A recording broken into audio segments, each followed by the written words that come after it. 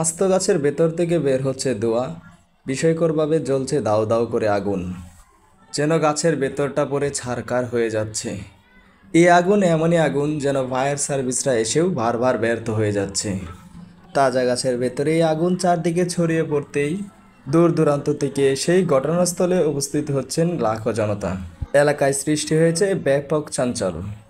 আগুনটা যে কিভাবে ধরে এটা তো আমরা বলতে পারতেছি না। এখন তো নিচে হয়তো বা অনেকে যে খড়কুটা ফেলে, এখন ওখানে আগুন দিছিল কিনা মনে করতেছে অলৌকিক একটা ঘটনা বা একটা দাবানল সৃষ্টি হয়েছে এখানে, যত সম্ভব বোঝা যায়। ভিতর থেকে প্রতিটা ডাল থেকে যেভাবে আগুন বাড়াইতেছে তাতে গাছের মানে বয়স অনুপাতে বলা লাগে প্রায় 50 বছর বয়স হয়েছে গাছে। আমি সকালে এসে যখন দেখলাম এই অবস্থা, আমি নিজেও ভিডিও করে নিলাম।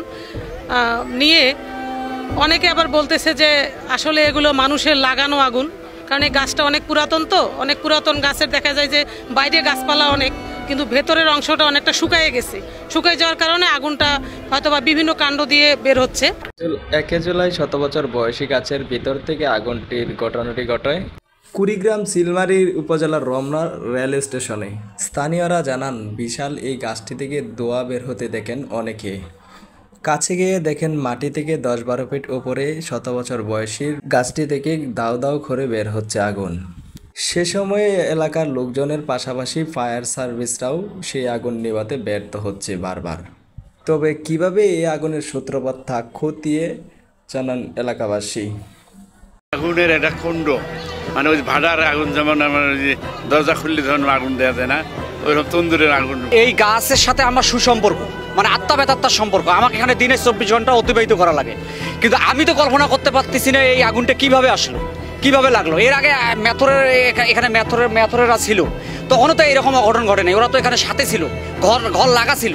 কিন্তু এই স্টেশন সম্বন্ধে তো আমার যেহেতু রিজেক্ট, আমি কর্ম করি খাই এখানে, কিন্তু আমিও ভাবতে পারতেছি না আল্লাহর একটা লীলা খেলা, কিভাবে যে আগুনটা আসলে এটা তদন্ত করা দরকার, কিভাবে আগুনটা লাগলো।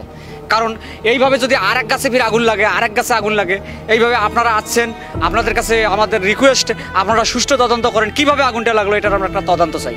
এদিকে কড়াই গাছে এমন রহস্যজনক অগ্নিকাণ্ডের ঘটনার পর ঘটনাস্থল পরিদর্শন করেন কুড়িগ্রাম চিলমারী উপজেলা নির্বাহী কর্মকর্তা সবুজ কুমার বসাক। তিনি জানান, সব দিক থেকে চেষ্টা করেও গাছটির আগুন নেভাতে পারেনি ফায়ার সার্ভিসের কর্মীরা।